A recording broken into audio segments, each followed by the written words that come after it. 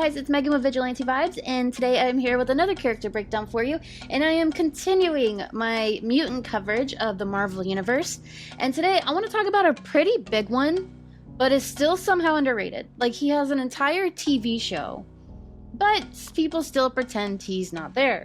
Of course, I am talking about Legion. David Charles Haller is the son of Charles Xavier, you know, the X-Men guy, and Gabrielle Haller, who later became Israel's ambassador to the UK. Back when Xavier was in Israel about 20 years ago, he and Gabrielle, I don't know, had a brief relationship, so it's a hookup. He left not knowing she was pregnant, and she kept it very quiet that he was David's father, which is fair, because he's a villain. I don't care what anyone says. Xavier only found out recently that David was his son. Since Xavier is a mutant, David was born a mutant too, with the potential for some serious power. The character Legion is actually David's alter ego. He first showed up in a cameo, just a photo and a few mentions, in New Mutants number 25 in 1985, and then made his full debut in the next issue of New Mutants number 26. After David moved to Paris with his mom, Gabrielle, it's just Gabrielle, they're all spelled the same, but you have to say it differently, and it's just whatever. And his stepdad, Daniel, things took a very dark turn. A group of anti-Semitic assassins broke into their home and killed Daniel right in front of a 10-year-old David. The trauma triggered David's mutant powers, and he used them to destroy the attackers' minds. But in doing so, he accidentally linked with their dying thoughts and emotions, which overwhelmed him and shattered his mind into multiple personalities. The experience left him catatonic, and one of the assassins, a man named Jermail Karami, had his consciousness absorbed into David's mind. Over time, Karami's consciousness separated from David's, but stayed trapped inside his head. With control of David's telepathy, Karami learned about David's true nature: kind, sensitive, craving care. Wanting to help, Karami started trying to piece David's fractured mind back together. But not all of David's alternate personalities were on board. Two in particular, Jack Wayne, who used telekinesis, and Cindy, who controlled fire, resisted him. This led to an all-out war inside of David's mind, and the personalities eventually united under the name Legion. So when you read anytime David is in the comics, Legion goes by they, them, because there's so many of them. By his late teens, David had come out of his catatonic state and was showing signs of autism. His mom turned to Myra McTaggart, it always goes back to Myra McTaggart, I'm telling you, and sent him to Muir Island for care. But when David's powers started acting up in the real world, he unintentionally absorbed the minds of Myra's colleagues Tom Corsi and Shannon Friedlander. What a name. Myra brought in Charles Xavier, who showed up with a few new mutants: Warlock, Cypher, Mirage, Wolfsbane. Unfortunately, David absorbed Myra, Wolfsbane, and Cypher too. While preparing to go into David's mind, Xavier learned the truth, that David was his son. Inside David's mind, the absorbed people still had their own consciousness and ended up siding with Jack Wayne in the ongoing battle between personalities. Mirage, however, stepped in and stopped Wayne from destroying Karami after learning Karami had been trying to help David all along. So someone in there is using their brain. With Mirage and Karami's help, and even some assistance from Jack Wayne, they managed to bring David's mind back to a mostly stable state. Jack Wayne, Cindy, and Karami still existed as separate voices in his head and could sometimes speak through him. But David's main personality took control of both his body and mind again. Everyone who had been trapped in his head was also safely restored to their own bodies. While defending Muir Island from the Reavers, Legion's more unstable personalities started causing chaos for everyone involved. During the fight, David attacked Destiny, the mutant who can see the future and is the wife of Mystique, with his telepathy, and caught a glimpse of a horrifying future, the Age of Apocalypse timeline. The vision overwhelmed him, and in a panic, he killed Destiny with a telepathic blast. To make it worse, he cruelly broadcast her death to Mystique, Destiny's wife. But even after his death, Destiny's consciousness stuck around inside David's mind. I'm telling you, Destiny's died like so many times, or at least faked death so many times. Whatever. Later, Moira McTaggart tried to use Legion to help track down missing mutants, including the X-Men, by hooking them up to Cerebro, the device that boosts telepathy, if you guys do not know. Unfortunately, this drew attention of the Shadow King, a powerful psychic villain. The Shadow King took over David's mind and used his powers to possess everyone on Muir Island. Legion ended up joining the possessed group, essentially becoming part of the Shadow King's twisted version of the X-Men. The Shadow King forced everyone on the island into brutal gladiator-style fights and made them battle the real X-Men and Cyclops' X-Factor team when they came to stop him. Professor X eventually showed up to face the Shadow King directly, and with the help from his students, cut off the villain's connection to Polaris, who was unknowingly being used as his energy source. Also, Polaris is my favorite, so I just want to point that out. This broke the Shadow King's control and seemingly destroyed him. But the victory came at a cost, as it always does. The psychic battle left Legion in a coma, his mind completely shattered. Despite Xavier's efforts, he couldn't bring David back. Then, when Mystique came looking for revenge over Destiny's death, Legion suddenly woke up. His mind was back, but now only two personalities remained, his own and Destiny's. At this point, Legion believed in their father's dream of a peaceful coexistence between humans and mutants. But in their own twisted logic, they thought the only way to make that dream come true was by killing Magneto. Magneto just catches strays. So Legion built a giant black dome in the Negev desert to start his plan. The X-Men came to investigate, but before they could stop him, Legion opened a time portal. He and several X-Men, Psylocke, Iceman, Bishop, and Storm, got pulled into it and thrown 20 years into the past. None of them remembered who they were at first. David ended up in the Israeli hospital where Xavier and Magneto were working together at the time. At the hospital, Magneto helped David out of bed, accidentally triggering a psychic backlash that caused visions of Magneto's traumatic past to appear. When Magneto went to get Xavier, they returned to find Legion projecting images of the X-Men. Then things got even weirder. Legion disguised himself as Xavier, approached his mother, Gabrielle Haller, who was a patient in the hospital, and tried to seduce her. Xavier sensed something was wrong and rushed to help. He and Magneto found Gabrielle on the floor with her clothes torn, clearly traumatized. Before they could react, Legion appeared and told Magneto he was about to die. A vicious fight broke out between Legion and Magneto. The X-Men, who had regained their memories thanks to Cable, tried to stop David. Iceman managed to freeze all of the water in Legion's body, and they thought it was over. But Legion broke free and knocked out the entire team with a blast of psychic energy. With the X-Men down and Magneto barely standing, Legion formed a psychic blade and prepared to kill him. At the very last second, Professor X jumped between them and took the hit himself. The attack killed him, and that single act drastically altered the timeline, creating a dark alternate future known as the Age of Apocalypse. In the Age of Apocalypse timeline, things go seriously off the rails. Apocalypse becomes the ruler of North America and launches a global campaign of genocide.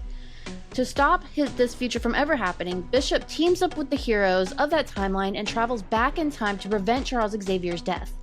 When he arrives, he confronts Legion, stabs himself with Legion's Psyblade. It's a risky move, but it allows Bishop to absorb Legion's energy and reflect it back repeatedly. This psychic feedback loop not only badly injures Legion, but it also lets him see flashes of the horrible future he caused. Realizing the nightmare he's unleashed, Legion apologizes before dying from his injuries. Even after his death, some of Legion's split personalities stuck around as ghost-like spirits and started haunting Israel. Excalibur was called in to handle the situation, and Megan used her empathy powers to calm the spirits. That allowed them to finally move on and go find peace. At some point, though, it was never really explained how, David Haller comes back from the dead, as they do. It's comics, it's Marvel, it happens. When the New Mutants reform, he becomes the first major threat. Danny Moonstar and Karma are investigating a young mutant girl named Marcy Jane Fogarty, when Karma uses her powers to try and connect with the girl's minds. But since Marcy's consciousness is actually inside Legion, Karma ends up getting trapped in his body too. Meanwhile, her real body is found across town, totally unresponsive. Inside Legion's mind, there are still a ton of personas, including Jack Wayne, who seems to be leading the pack. Jack also starts going after Danny Moonstar, who's still powerless after M-Day. Around the same time, Magic starts rounding up the old New Mutants team to help deal with the situation. She and Magma track down Legion in Colorado while Cannonball and Sunspot find Karma's catatonic body. Inside Legion's fractured mind, there are strong symbolic elements like a doll named Mori or Myra that Marcy was holding. The doll represents control of Legion's body, and whichever personality possesses it can speak through them and use their powers in the real world. Naturally, all the more dangerous personas want in. When one of them gets hold of the doll, Legion's body starts going nuts, using different powers depending on which persona is in control. In the chaos, Marcy's parents are killed, and Legion almost kills Danny Moonstar. Cannonball and Sunspot stop Jack Wayne, who's now controlling Legion's body, just before he can do something truly horrific to Moonstar. Magic, going against orders as she tends to do, jumps into Legion's mind herself. She finds Karma and Marcy, then starts fighting and eliminating Legion's worst personalities. She even gets control of the doll by threatening to kill more of them. Karma eventually finds the persona responsible for killing Marcy's parents and, with Magic's sword and encouragement, takes her revenge and destroys him. Later, in New Mutants number 5, the X-Club confirms that Legion is an Omega-level mutant, one of the most powerful. That's something we don't hear very often. After Rogue uses her abilities to separate and siphon off some of his split personality. When Bastion's Nimrod Sentinels launched a major attack in the X-Men and Utopia to wipe out the Mutant Messiah, Cyclops asked Professor X for help, specifically to bring in Legion. With his Omega-level powers, Legion could seriously turn the tide of the battle. Inside David's mind, Xavier guided him to a place called the Persona Brig, basically a mental prison for all of his worst personalities. David asked if it was dangerous, and Xavier replied that the real danger was outside, where the X-Men were fighting for their lives. When David asked if the team really needed him, Xavier told him the truth.